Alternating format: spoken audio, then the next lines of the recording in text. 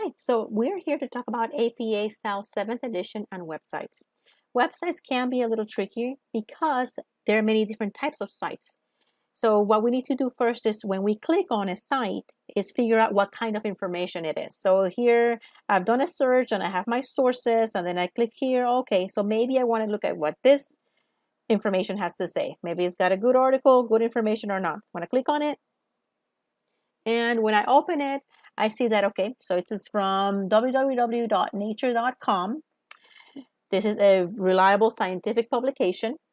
This tells me, oh, molecular psychiatry article. Here's the title. Here are my authors. Here's the title of the journal. So to me, this looks like it's not just any random web page, but Google gave me a really good quality scholarly resource from inside this particular publication. And I am lucky enough that everything appears to be for free. Now, one thing that I do want to do is every time I'm on the web, if I can't tell, because it's not obvious to me exactly what this kind of source is, it is right now to us because we studied what case studies are and what journals look like and the kind of content it has, right? And this has it. It's got, the materials, methods, procedure, all of it is in here.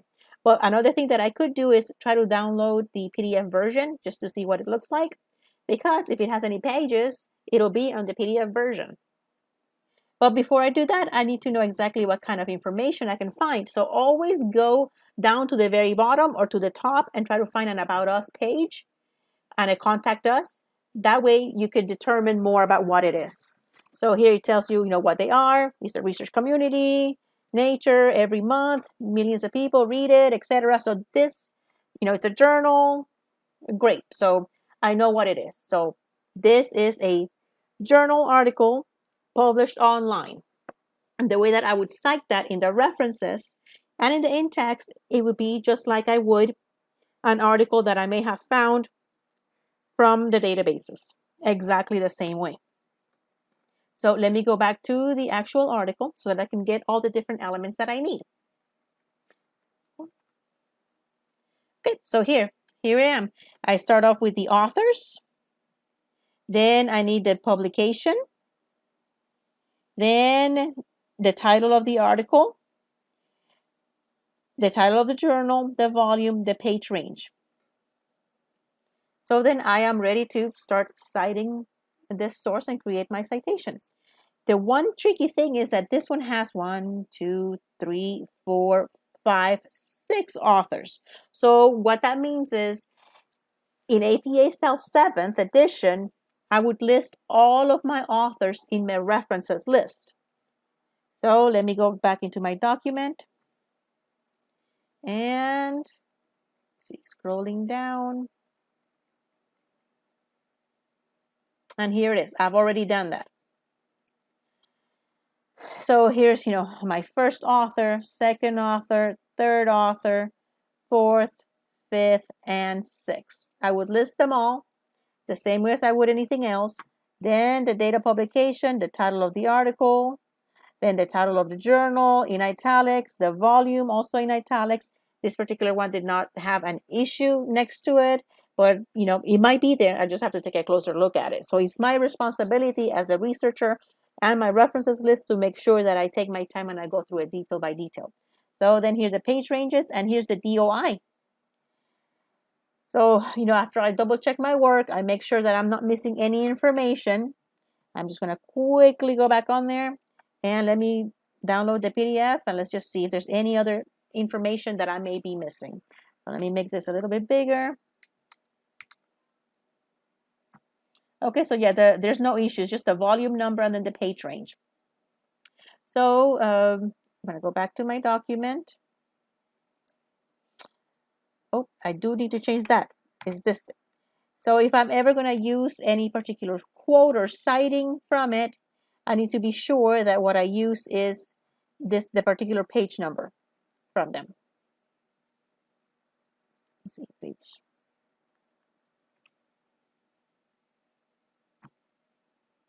Okay, so I finished downloading it and then there's my document. Again, Ken et al., the page numbers and all of that. So the same as what we were talking about in class in the past. Now, the only thing that might look a little different is, get rid of some of this extra stuff here. I do need to be sure to sort my sources after I'm done with it. But let's take a look at this one. How would I do it in the in-text?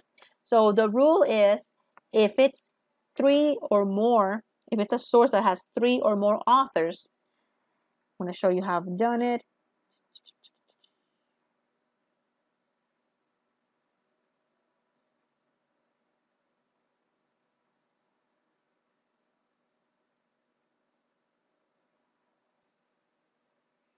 Okay, so if it's more than 3 to 3 plus, I would go to according to, and then I could do the same thing that I've done in other ones.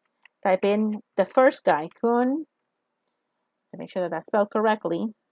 Then I need to put in the date, 2019.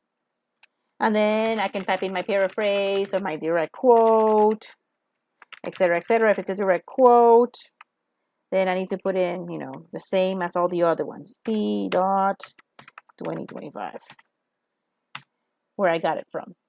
So, but aside from this, I need to add something else, et al. Similar to how you would do it in MLA style, in which et al means and others. So in APA style 7th edition, the first and every time that you cite from a source that has 3 plus authors, you only list the very first one, which that is a change from the 6th edition. In the 6th edition, the previous edition, the very first time that you were citing or quoting or paraphrasing from a source that had 3 to 5 authors, you would have to list all of the 5 authors within your sentence or inside the parentheses. And then the second, third, and consecutively, then you could do the et al. After you list the first one. So 6th edition, the very first time you mentioned this source, I would have had to put in all of my up to 5 authors. The 7th edition simplifies it. You just have to do it just the same way, first time, second time, and every time. So just to sum up, if your source like this one has 3 or more authors, so 3 to 20 authors, then you just list the first one. And then everything else is the same as far as the date of publication and the date. And the page number if you're taking a direct quote. Now let me go back to the website to try to find a different kind of source. So I'm done with that one. Now I'm going to scroll down. Let's just see what else I can find. So, okay, I see this one looks good too, from the BBC. So I'm looking at it and then I try to determine, okay, well, what is the BBC? I know that it is not an online periodical publication, which, is not like a newspaper or a magazine. It's a news channel. So this one, you do it slightly different because you would recognize it, whether it's the news channel or not. And you know that it's not like the Los Angeles Times and it's an article in the Los Angeles Times or in the New York Times or Time Magazine, right? This is just from the BBC. So you could always go down again and explore the site. If you're not sure what it is, be sure to look at that because you can determine who the author is if you cannot tell just from the site. So let's just say I wanted to use this particular source. I'm going to follow a different set of guidelines. So this one, it could get a little trickier. So I'm going to go down to the bottom and let's move this down so it's out of the way. So here it is. I went ahead and I've created it here. Judge A, that's the author. Then the publication informations, 2012, July 14th. So I got that information right here from their website. Then the next thing that I did is I added the title of this particular page, video games. Nobody's talking about it because that's the title of this particular page. So this could be treated as a work online, like a web page from a news website like CNN, ABC News, Fox News, wherever. So you would treat it similar to an independent publication, since this particular little article is not part of another source that gets published every month or every week. So then I would still use the same capitalization that I would for a book. Everything here is in lowercase. And I would only capitalize the first word in my title, the first word in my subtitle, and then names, of people, things, places, countries, etc. Then after that, I'm going to put in the publisher of this little page, which is BBC News. And then I'm going to add the web page, the URL for that.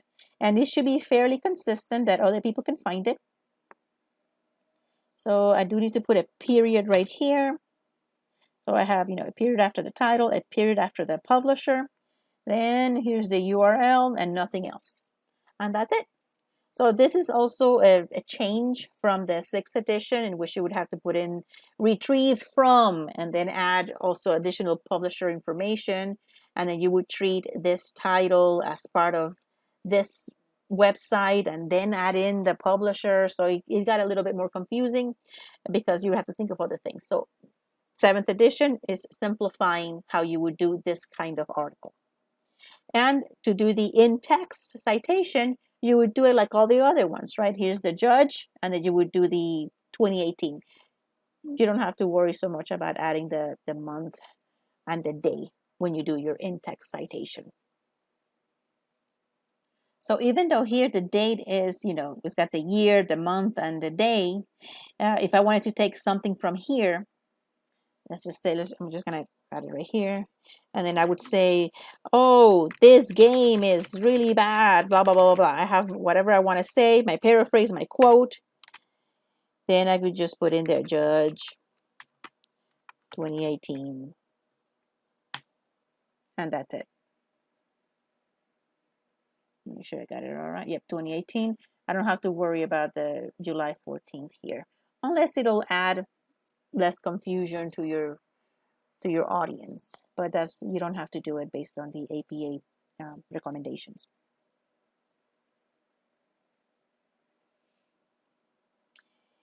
They do mention that if it's a really long web page, you could do this where you're indicating to your audience, that this source is coming from Judge, publication year this, paragraph 4. So then that means that whatever content I have, 1, 2, 3, or section 4, or, so if it'll help your audience read it, because this particular source is really, really long. In this case, this source is not long at all, so it shouldn't be difficult for my audience to be able to find whatever my little squiggles, whatever I'm quoting from it or citing from it. So I probably don't need to do this part. But also double check with your professors, because sometimes they either want you to do that or don't want you to do that. So for me, you don't have to worry about adding the paragraph section for that one.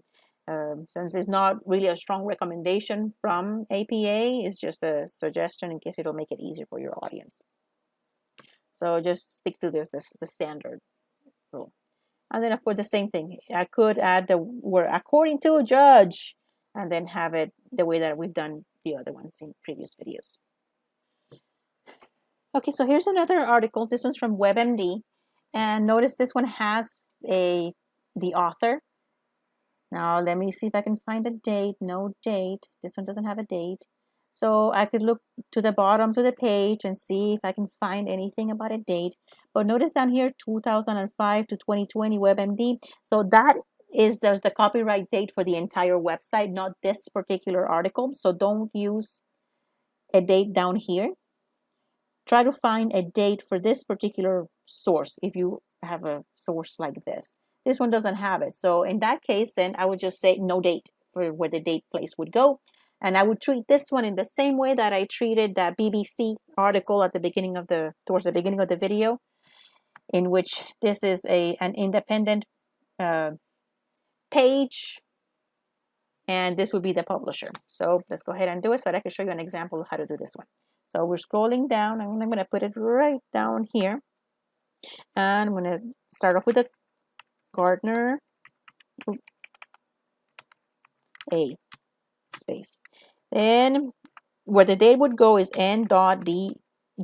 for no date, because we can't make it up. So, and I couldn't find it. Then the next piece is the title of this source. So is there an alternative vaccine schedule? Then the person behind it is WebMD. See, now I'm following this particular example, put a period, space, and I'm gonna copy the URL. There you go. Now I'm still not done yet because I need to make this into italics. Okay, there I go. And there is my citation for a source like this that doesn't have a date, and that it's a web page, and this is the publisher of the web page, but it is not a periodical publication. So you could tell that most of the random web pages that you know that is not from like the LA Times, New York Times, or a government document, you could follow that same criteria. Now, how would I do the in-text citation for that one? Let's go ahead and jump into the source, and it's Gartner. Of course, it doesn't have any page numbers, nothing for us to worry about there. So let me go back to let me find a place right here. So let's just say I want to put it, I guess right here. And then of course I'll fix it up and I'll put in wherever I need to put in there. So we say, according to Gartner. So then now I need to put in the date. So then looks a little silly, but end on day. And then I put in blah, blah, blah, whatever it is that I'm quoting or paraphrasing, whatever I want to do from this particular source. And then I end it. That's it for that. Okay, so let's talk about reports. So sometimes you might stumble into some fantastic types of reportings. This would be considered gray literature, which is they may be scholarly or they may be very authoritative because it could be different kinds of reports, from technical reports, research reports, but they may not necessarily be peer reviewed before it gets published. It just gets published by a particular website from probably the government. So if you get to a source like this, many times they will offer you a suggested citation, and you can pull from these little things, these little areas, the title or who wrote it, the date, and the website. So you could use some of this stuff to come up with your own citation. So first, let's take a look and see what this report is. So this is ASPE Official Health Policy Report. This is what I would use as the title for this particular report. A report required by, say, okay, that's good to know. I'm not sure if I'm going to need this information yet or not, but here's the date, and here is who wrote it, who came up with it. U.S. Department of Health and Human Services, Office of the Assistant Secretary for Planning and Evaluation. So this is probably a group office. So I would say first that this is probably the group of people who created this report. So that would be the first thing that I'm going to label. So this would be number one. Then number two, here's the date for this particular publication. So again, group is the author. Here's the date. Then the title of the report is right over here. HHS Secretary's Report on Addressing Surprise Medical Billing. And then the publisher name, I would say that it's down here, maybe the U.S. Department of Health and Human Services. And let's see if it has a DOI. No, it doesn't have a DOI, but it has their homepage website. So you could either use this or you could just use the direct link. So the problem with this one is that it may not be active. You might be better off with this one, but I would try this one at first to see if it's something that will work, and I can copy and paste it and put it in there. So let's go ahead and write it. This would be an example of something that it's on the web, like a report, not a particular person who wrote it, but a group of people. So I'm going to have it open side by side, and I'm going to go to my references page, press enter. So then I'm going to start off with Office of the Assistant. Let me close this out.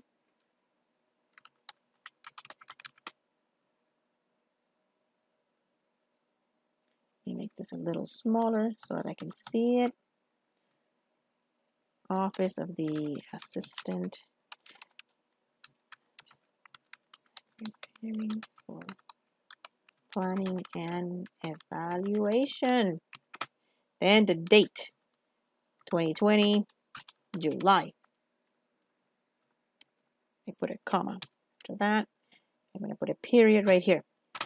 So then now I'm going to put in the title of this report, which is HSS Secretary's report on addressing surprise medical billing. Okay, so I'm going to put a period. Oh, okay, so this one I could probably, everything would be in lowercase.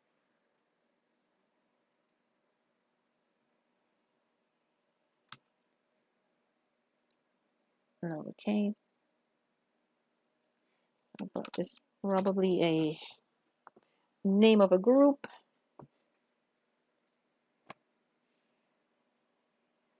Okay.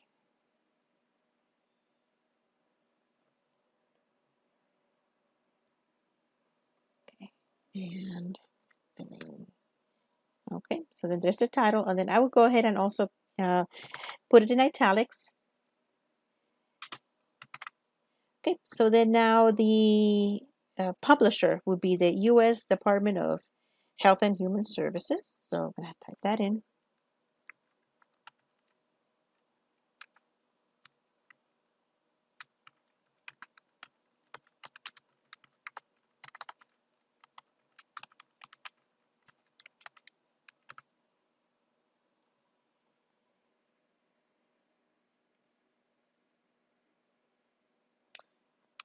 And I'm going to copy and paste. Okay. Okay. So then right before this, I could see, okay, maybe I need report requirement. Maybe this might be something important. So I could add it inside brackets.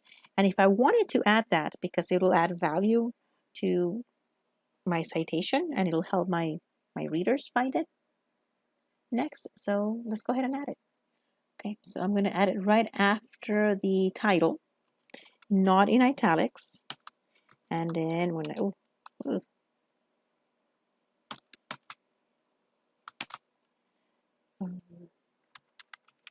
report, and I'm just going to use it just the way it's stated there. Report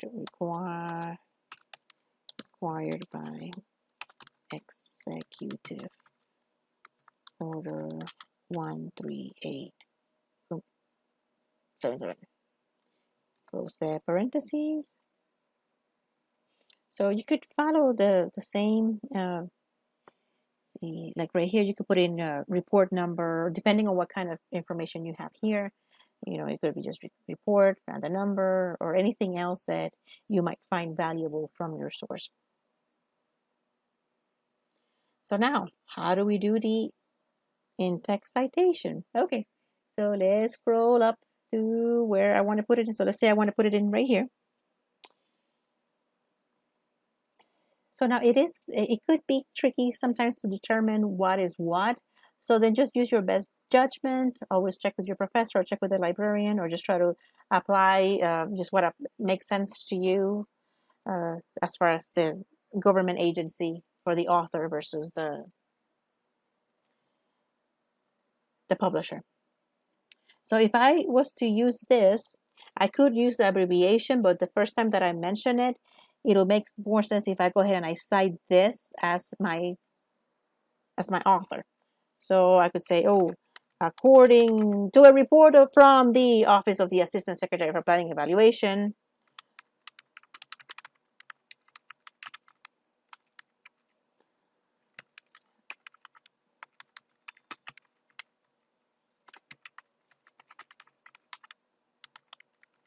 and in parentheses, I would put in the date. Oh, I need to spell that right. And then I go blah, blah, blah, blah, whatever I want to type, whatever I want to cite, paraphrase, etc. And this also has our page numbers. Let me make it a little bit this way. So then the page numbers are right there as well. So you could treat that then like you would any other source. The only thing different is that it has a really huge author name. You could also do it within the sentence where you could say, oh, statistics show that whatever it is I want to say, and then I put in parentheses the whole office of. So to save some time, I'm going to go ahead and paste it in here, comma 2020, and oh wait, I think that was not 2020. That was, oh yeah, 2020. And then if I wanted to do page 7, and then end your paragraph.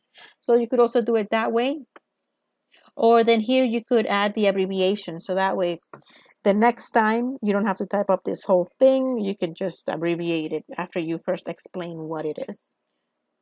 But you would never want to abbreviate it right here in the references list.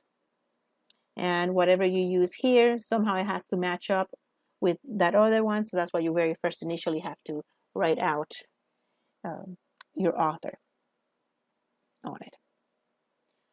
So those are probably going to be the major things you're going to find that is not part of a periodical or a magazine.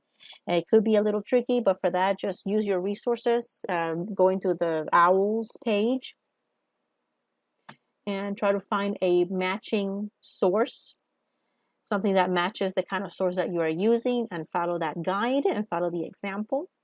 There are lots of other things that you could do. For example, if you do an interview and there's nothing published, you can, this is an example of how you would do it if it's personal communication, but you wouldn't put that in your references list. That would just be within the body of your essay.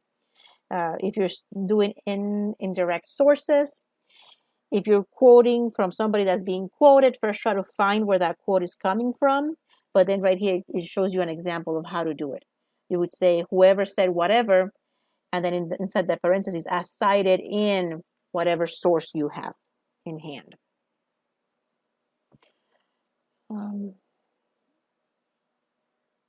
Yeah, and oh, here's the example that I mentioned earlier about the paragraphs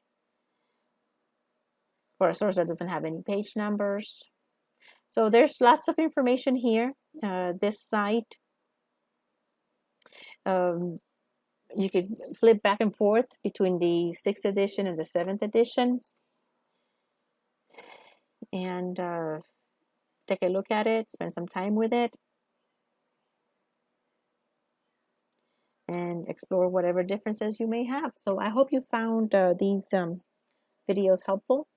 If you have any particular questions that I didn't address in the video, you can always reach out, send me an email, or come to my office hours. And I have access to the resources online, but I also have the handbook. So if there's anything that is strange or unique kind of source, we can look it up in here and we can follow the example and do it the right way.